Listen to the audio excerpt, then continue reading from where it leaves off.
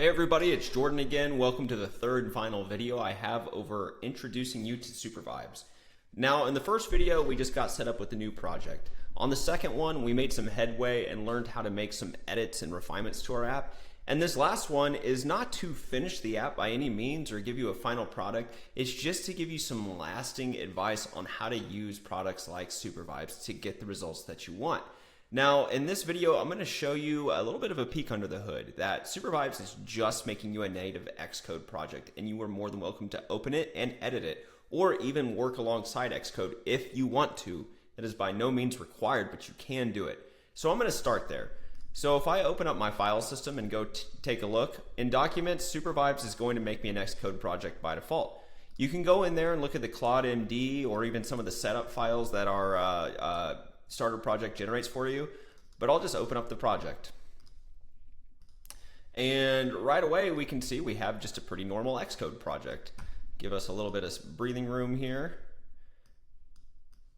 Okay, so I have my normal Xcode project, and I think the thing that I want to show you here is we had an issue where we fixed a navigation bar item in the last video. There was a gear icon that was showing not in the navigation bar, and we wanted it to be there, but it also kept the old one there too. And you can see that issue using Swift previews. Here's our gear that we added, but it kept this other one. So this view here, main view, I can see exactly what the issue is. It's this right here. And as vibe coders and these models get better, this will be less common, I hope, but you can see that there's some things in this view that maybe don't make a whole lot of sense to me, like this Z stack or this V stack right here. So what I'm gonna do is I'm just gonna remove that altogether, and I'm just gonna keep things in a log workout view. And since we are in, since we're in Xcode, that preview is just gonna live update for us, and we can make sure that that didn't have any downstream effects. So there we go, looking good. Now let's go back over here to Supervibes. So I talked to you a little bit in the last video about refinement, and kind of in my mind, that's where we're at right here. We have our core functionality almost there. We can log our lifts, how many reps we did, how heavy the weight was, we can log the workout, but it is very dry, shall we say right now. So let's say we wanted to do a black and white kind of strong, aggressive theme for this app. That would be my next step with this prompt. Okay, so what I've said here is, since this is a workout app, I think we should make a more aggressive color theme.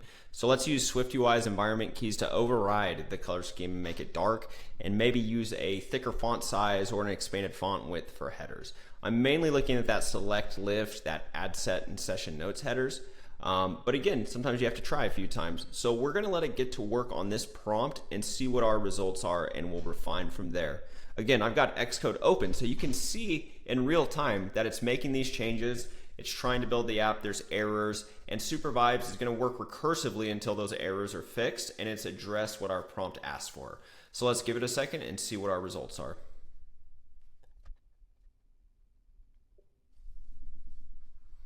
Okay, so we've got a dark color scheme, some accents, that looks good, bold, aggressive typography, I like it.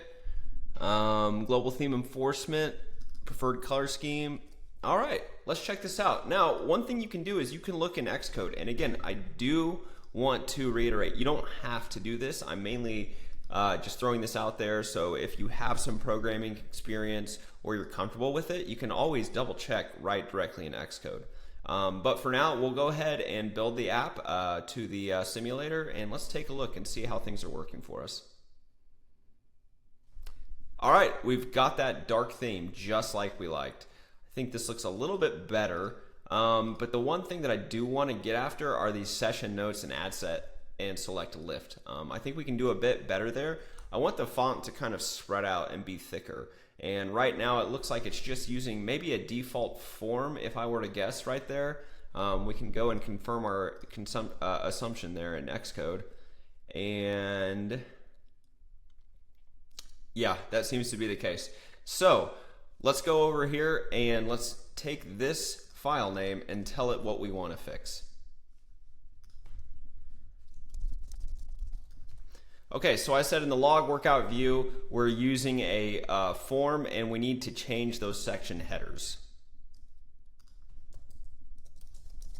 In the form, there we go. Now, one thing I want to reiterate here. is that I'm kind of using some tech speak right here. Like, since I have programming experience, I know that this isn't a form. I know this is a common issue with the form view in SwiftUI, that you have to use a different initializer to make the header look different. If all of that sounds like another language to you, that is completely fine. If you prompt, you're going to get to the same results. But since the LLMs are trained on, these APIs, documentations, all these examples, if you know exactly what you're looking for, you will get there probably a little bit faster by calling it out specifically. And sometimes then even not. Again, it's that feedback loop of seeing, hey, this is what I need fixed. And if it doesn't work, you may have to tweak your prompt, try again, or just kind of spell it out a different way. So I'm going to try that for now and see where we get.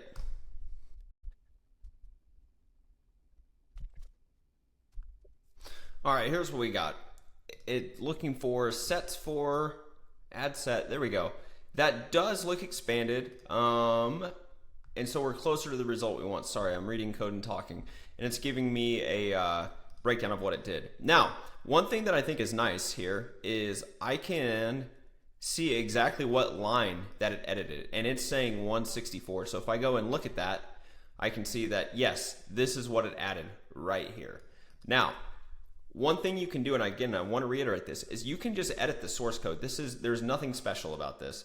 So if I see this right here, I can write another font modifier right under it. And I could even say font width, and I'll say expanded. And then if I run again, we should have the result right there. Sorry, I'll run it this way. There we go. So one thing that's useful about taking that route is I can say, take this font width and apply it to every section. Okay, so that's what I just noted it to do. And again, let's see what results we get here. Awesome, and there it is. Now we have this longer select lift add set. Looks a little bit more aggressive. It needs some more tweaking, but I like the direction it goes. I think it is more in line with what a workout app is like. So again, the point of this video was to show you that under the hood, all Supervibes is doing is making an Xcode project and editing the source code in that Xcode project. And you can do the same thing. You can go in there, find a file, make a tweak, tell Supervibes to apply that same tweak in other places. Whatever workflow works for you, Supervibes support. So I hope you enjoyed this intro video over Supervibes. We have a lot more coming here. For example, we could integrate Superwall out of the box. Since it uses our MCP, I could go grab my API key from superwall.com, put it in here and say, hey, integrate Superwall, show a paywall when I click add a workout or enter in some weight. So it'll get you up and running with Superwall and our whole API suite super fast. In fact, it's the fastest way to do it. So again, more to come with Supervibes. If you have any questions, leave a comment, reach out to us. We can't wait to see what you build with it. And there is a lot more to come here. Happy coding.